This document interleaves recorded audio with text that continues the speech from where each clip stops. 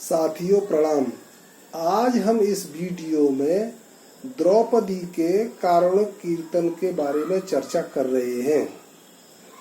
तो द्रौपदी जो थी राजा द्रुपद की पुत्री थी और पांडवों की पत्नी थी। तो जब पांचों पांडव जुए में और जो है सारी अपनी संपत्ति को हार गए, तो उन्होंने आखिर में द्रौपदी को दांव पे लगा दिया और वे द्रौपदी को भी हार गए जुए में। तो दुष्ट दुर्योधन ने दुशासन से कहा कि इसके वस्त्रों से नंगा कर दो। तो द्रौपदी को जो दुशासन था वो भरी सभा में केश पकड़ करके घसीट करके लाया और द्रौपदी असहाय थी। वहां उस भरी सभा में गुरु द्रोणाचार्य और जो भीष्म पितामह और भी बहुत सारे विद्वान लोग थे और उसके पांचवा बलशाली पांडव जो पति थे वो बैठे हुए थे, लेकिन भिन्न भिन्न कारणों से वो द्रौपदी की सहायता नहीं कर सके और दुष्ट दुशासन उसके वस्त्र खींचने लगा। एक वस्त्र नारी के जब वस्त्र खींचने लगे तो वो घबरा गई। उसको यह कल्पना ही नहीं थी कि इस भरी सभा में मेरा इस तरह से अनाचार होगा। तो फिर वो असहाय हो गई क्योंकि भिन्न भिन्न कारणों से किसी ने उसकी सहायता नहीं की। तो उसने अपने सखा भगवान श्री कृष्ण को पुकारा कि हे द्वारकानाथ मेरी रक्षा करो, हे सर्वेश्वर मेरी रक्षा करो, हे करुणानिधान मेरी रक्षा करो, हे भगवत वत्सल मेरी रक्षा करो। इस तरह से वो जो है ऊपर को हाथ करके और कहने लगी। यानी जब कोई आदमी भगवान को कातर दृष्टि से, कातर भाव से जब उसे स्मरण करता है तो भगवान निश्चित रूप से उसकी सहायता करते हैं। कातर भाव का मन कर्म वचन, यानी मन से और शरीर से और वाणी से, तीनों से जब उसको पुकारा जाता है भगवान को, तो भगवान अपने भक्त की निश्चित रूप से सहायता करता है। इसलिए वो अपने दोनों हाथ ऊपर करके शरीर द्वारा और मन से भगवान को स्मरण करती हुई और अपनी वाणी से उनको पुकारती हुई वो यह याचना करने लगी कि इस कौरवों की भरी सभा में कौरवों के डूबते हुए समुद्र से मुझे आप बचा लो। आज मेरी जो इज्जत है वो खराब हो जाएगी। तो भगवान कृष्ण उस समय पर रुक्मिणी के साथ में थे। तो जैसे ही उन्होंने पुकार सुनी तो सुनने के बाद में और वो तुरंत दौड़े चले आए और 1 मिनट में आ गई। वो जो है वैसे तो भगवान हमारे चारों तरफ रहते हैं, हर समय रहते हैं, लेकिन जब तक उनको कोई भक्त कातर दृष्टि से सहायता के लिए या कोई चीज अर्पण के लिए नहीं पुकारता है तब तक वो प्रत्यक्ष रूप से उसकी सहायता नहीं करते हैं। इस तरह से भगवान ने फिर वस्त्रावतार का धारण किया और दुशासन जो है वस्त्र द्रौपदी के खींचता गया और भगवान उसमें उनको वस्त्रों को लपेटते गए।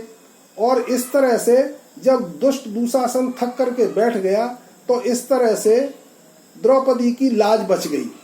तो द्रौपदी ने अपने जीवन में भगवान कृष्ण को 2 बार ही जो है वो पुकारा है कातर दृष्टि से। एक तो उस समय जब उनका चीरहरण हो रहा था उस समय पे, और दूसरा जब वो वन में वनवास काट रहे थे, पांडवों के साथ में काट रही थी, उस समय पर एक दिन क्या हुआ कि दुष्ट दुर्योधन की जो दुष्ट मंडली थी वो हमेशा पांडवों को परेशान करने के विचार बनाती रहती थी। एक बार उन्होंने दुर्वासा ऋषि को प्रसन्न कर दिया दुर्योधन ने, और प्रसन्न करके उनसे यह वर मांगा कि एक दिन आप जो हमारे बड़े भ्राता श्री युधिष्ठिर जी के यहाँ जाइए और उनके यहाँ भी जो है 10,000 अपने शिष्यों को लेकर जाएं और उनके यहाँ भी अपना आतिथ्य बताएं, भोजन करें।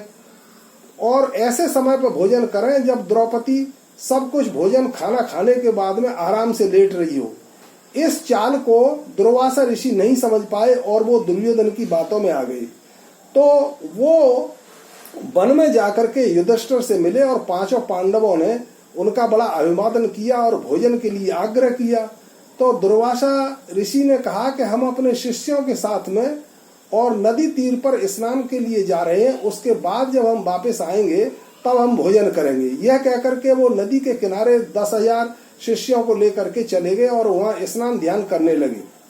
और इधर द्रौपदी को बड़ी चिंता हुई, क्योंकि उनका भोजन समाप्त हो गया था, उनके पास कुछ नहीं था। अब उन्होंने भगवान कृष्ण को पुकारा कि हे द्वारकाधीश, आप मेरी रक्षा करें। आपने पहले भी मेरी रक्षा की थी जब दुशासन ने मेरा चीरहरण किया था। आज दूसरी बार मैं ऐसी धर्म संकट में पड़ गई हूँ कि अगर ब्राह्मण भूखा चला जाएगा मेरे दरवाजे से तो वो हमें श्राप दे देंगे। इसलिए भगवान कृष्ण जो है तुरंत वहां पर प्रकट हो गए और उन्होंने कहा कि हे कृष्णा, उनका नाम दूसरा कृष्णा भी था, क्योंकि उनका श्याम वर्ण था द्रौपदी का, इसलिए उनका दूसरा नाम कृष्णा था। तो भगवान ने कहा कि हे कृष्णा, मुझे बहुत तेज भूख लगी है, मुझे कुछ खाने के लिए दो। मैं रास्ते से थका मादा आया हूँ, इसलिए पहले मुझे भूख लगी है। तो द्रौपदी ने कहा कि यहाँ पर भोजन की ही तो सारी समस्या है, इसीलिए तो मैंने आपको पुकारा है यहाँ। तो उन्होंने कहा ये बात हम बाद में सुनेंगे, पहले मेरे लिए कुछ लाओ। तो उन्होंने कहा कुछ भी नहीं है, बर्तन खाली पड़ा हुआ है। तो उन्होंने कहा कि तुम उस खाली बर्तन को ही ले आओ। तो द्रौपदी वहां पर सूर्य का जो बर्तन था, सूर्य पात्र को लेकर के आ गई और वो बिल्कुल खाली था। तो भगवान कृष्ण ने जब अपनी तीव्र दृष्टि से देखा तो उसमें एक शाक का पत्ता जो है चिपका हुआ था। तो उन्होंने उस शाक के पत्ते को अपने मुंह में डाला और जल का आचमन किया। और जल का आचमन करने के बाद में वे बोले कि इससे त्रिभुवन के सभी प्राणी तृप्त हो गए हैं, अब तुम्हें कोई चिंता करने की जरूरत नहीं है। और भीम से कहा कि तुम जाकर के ब्राह्मणों को भोजन के लिए बुला लाओ। तो भीम जो है ब्राह्मणों को भोजन के लिए बुलाने के लिए नदी के तीर पर गए।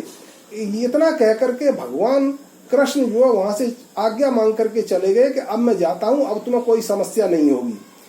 तो जब वहां दूसरा ही गुल खिल रहा था नदी के तीर पे, कि जब दुर्वासा ऋषि और उनके शिष्यों को काफी समय हो गया संध्या वादन करते करते, तो उन सब का पेट फूल गया। और उनका पेट इतना फूल गया कि उनका कंठ गले तक भर गया। तो उन्होंने दुर्वासा ऋषि से सभी शिष्यों ने कहा कि भगवान, अब वहां पर हम जाकर के क्या करेंगे, हमारे तो पेट जो है इतने गर्दन तक भरे हुए हैं कि हमें कुछ भी खाने की आवश्यकता नहीं है। यही हाल दुर्वासा ऋषि का था। उन्होंने कहा यही हाल मेरा हो रहा है, मेरा पेट फूल रहा है, इसलिए अब हमें यहाँ से चला जाना चाहिए, क्योंकि पांडव जो है बहुत ही धर्मात्मा है और धर्मात्मा की रक्षा परमात्मा करते हैं। वो कृष्ण के अनन्य भक्त हैं, हम दुर्योधन की चाल में फंस गए हैं, इसलिए हमें यहाँ से भाग जाना चाहिए, और नहीं तो उनके श्राप से हम भस्म हो जाएंगे। यह कह करके वो सब तितर तितर होकर के उनके शिष्य और दुर्वासा ऋषि वहां से चले गए। इस कथा का कहने का तात्पर्य यह है कि जब कभी भी कोई भी भक्त भगवान को कातर भाव से पुकारता है तो निश्चित रूप से वो गहरे से गहरे संकट से भी उसको उबार देते हैं। इस कथा का कहने का यही तात्पर्य है। इसलिए हमें अगर भगवान की सच्ची भक्ति करनी है तो हमें जो है उनके आदर भाव के लिए कातर भाव से और मन से और श्रद्धा पूर्वक उनकी भक्ति करनी है, तभी हम उस भक्ति का कुछ फल प्राप्त कर सकेंगे, अन्यथा हम कोई फल प्राप्त नहीं कर पाएंगे। ऐसा मेरा मत है। इन्हीं शब्दों के साथ में आज मैं इस वीडियो को समापन दे रहा हूं। अगले वीडियो में हम आपके साथ कुछ नई चर्चा लेकर के आपके सम्मुख प्रस्तुत होंगे। तब तक के लिए जय श्री कृष्ण।